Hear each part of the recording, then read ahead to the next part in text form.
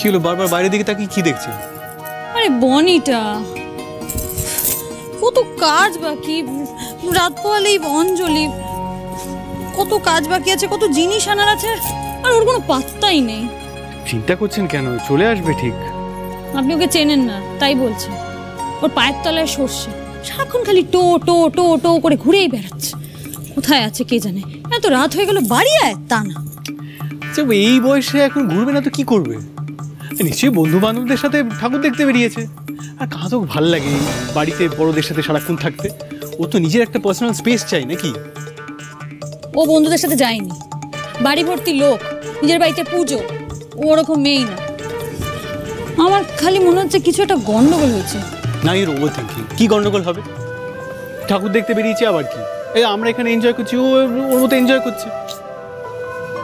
আচ্ছা ঠিক আছে, যদি আর কিছুক্ষণের মধ্যে না আসে ওকে একটা ফোন করে দেখবো। ওকে ঠিক আছে, আপনি এদিকটা আসুন তো, আমি ওদিকে শোবো। আসুন না। সারাক্ষণ এইভাবে ফরমাস কেটে কেটে আমার মানে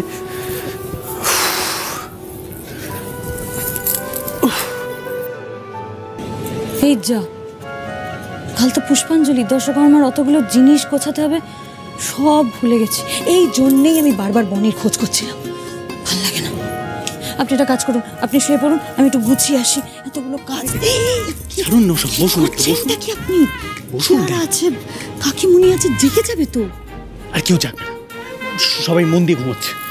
বাজে কথা বলবেন না তো, একদম মন দিয়ে ঘুমোচ্ছে। আমার অনেক কাজ আছে ঋদ্ধিমাবাবু, কাজগুলো না করে রাখলে ভীষণ সমস্যা হবে। কোনো সমস্যা হবে না। আচ্ছা ঠিক আছে, আমি নয় কালকে আপনাকে সাহায্য করব।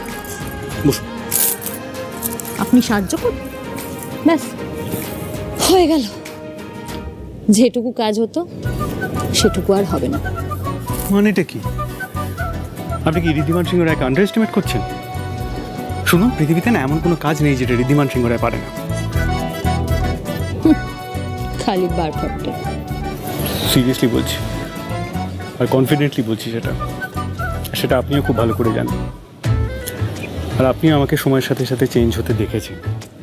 তাই আপনার এটা জানা উচিত যে ঋদ্ধিমান সিংহ রায়ের রাগ যতটা, ভালোবাসা কিন্তু তার থেকে দ্বিগুণ।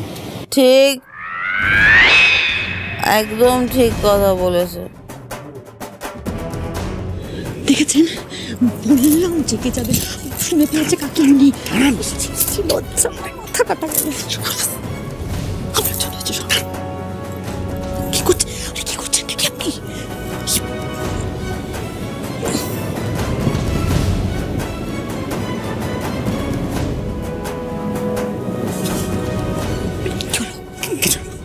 ঘুমাচ্ছে। আরে ঘুমের মধ্যে সব বক বক করছে। ছাড়।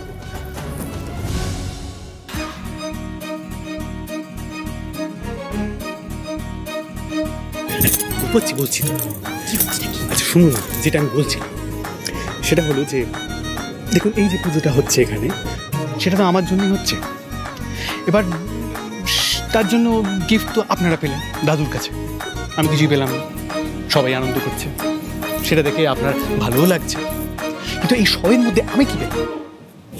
মানে আপনি আনন্দ করছেন না? মানে আমি আনন্দ করছি, কিন্তু মানে কি করে আনন্দ করব? যাকে দেখলে আমার মনটা ভরে যায় সেই তো আমার সাথে নেই, খালি পালিয়ে বেড়াচ্ছে। তাই আমি ভাবলাম যে আমার গিফটটা আমি নিজেই আদায় করে ছাড়বো। একদম না, একদম এগোবেন না। না, দূরে যান। একদম অসভ্যতাম করবেন না। ভালোবাসা একবারে উঠলে উঠছে। এই যে সকালবেলা আমার সাথে ঝগড়া করছিলেন, তখন মনে ছিল না? রাগ হয়েছে বুঝি ঝগড়া করেছি বলে? তাহলে আমি ভালোবাসছি। কি হয়েছেটা কি? ছাড়ুন না বলছি, কাজ আছে। না শুনুন, ইট ইজ ইম্পসিবল। তার কারণ হচ্ছে একজন মহান ব্যক্তি বলেছেন যে জীবনে অপরচুনিটি এলে কখনো ছাড়তে নেই। তাই আমি ঠিক করেছি যে আমার গিফটটা আমি আদায় করেই ছাড়বো আজ, যাই হয়ে যাক। কি চাই আপনি? কি চাই? ওয়েল, আমার যেটা চাই সেটা হলো খবরদার আর এক চুল এগোলে কিন্তু খুব খারাপ হয়ে যাবে।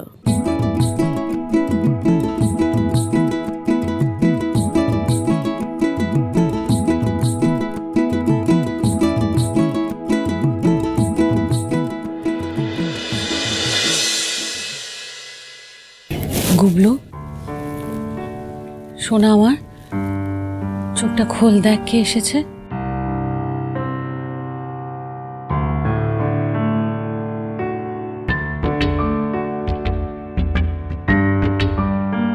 বাবা, আর উঠতে হবে না বাবা, আমি এসে গেছি তো। আমি আছি তোমার সঙ্গে। গুবলু না শোনা, এবার ওষুধটা খেয়ে নিতে হবে, ওঠো। আমি বাবার কাছে খাবো, বাবাকে দাও।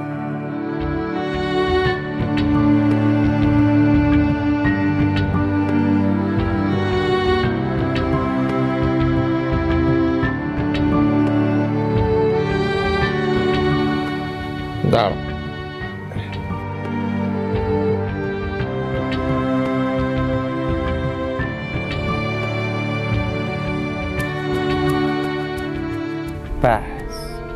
ওষুধ খাওয়া হয়ে গেছে। এবার দেখবে ওষুধটা কিরকম 4-6 মেরে জ্বরকে একেবারে বাউন্ডারি বাইরে পাঠিয়ে দেয়। এক্ষুনি ঠিক হয়ে যাবে তুমি, বুঝেছ?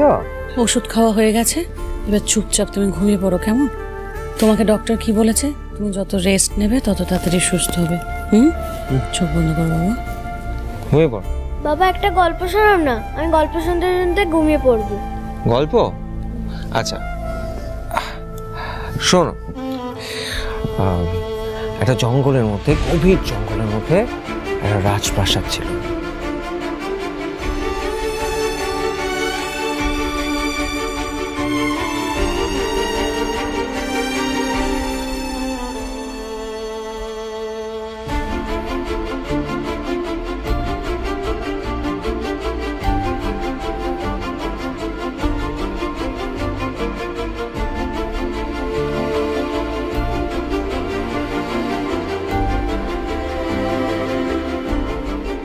মধুশ্রী, ছাড়া পাওয়ার পর থেকে আমি তোমাকে কতবার অনুরোধ করেছি তোমার সঙ্গে দেখা করবো বলে।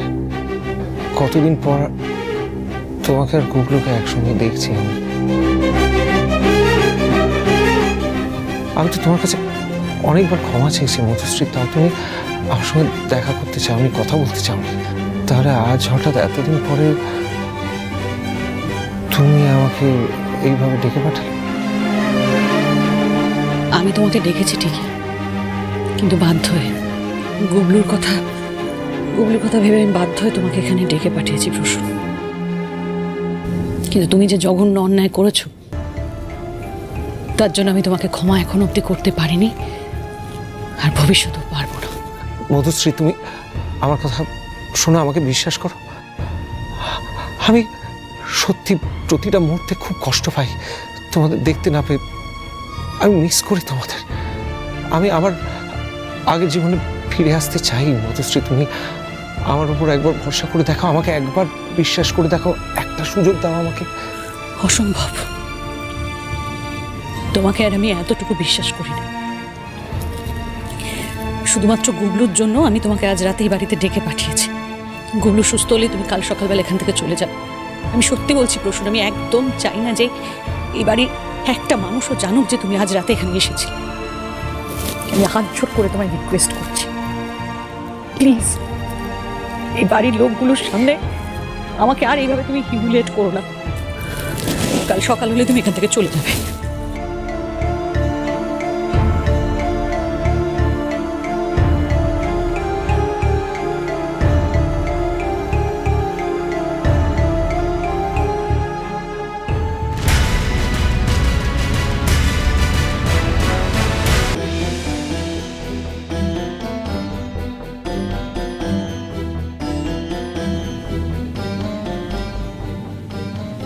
ঋদ্ধিমান বাবু, আপনাকে একটা কথা জিজ্ঞেস করব। বাবারা, মানে আপনার বাবা কাকারা 3 ভাই? আরেক ভাই কি আছে? কে? কোথায় থাকেন এখন? তার কথা বাড়িতে কেউ কখনো বলে না কেন? কখনো শুনি না তো। আর আপনিও তো কোনোদিন তার ব্যাপারে আমায় কোনো কথা বলেননি। কেন চুপ করে আছেন যে?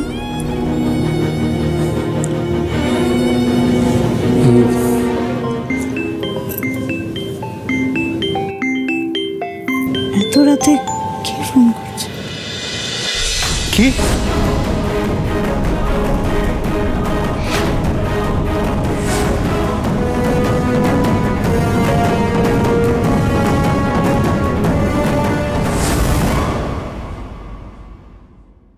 আর কিছু গন্ডগোল মনে হলে আমাকে জানাও।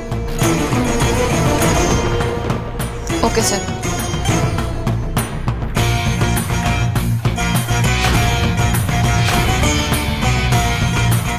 এই মহাষ্টমী থেকেই ওদের হারের কাউন্টডাউন শুরু।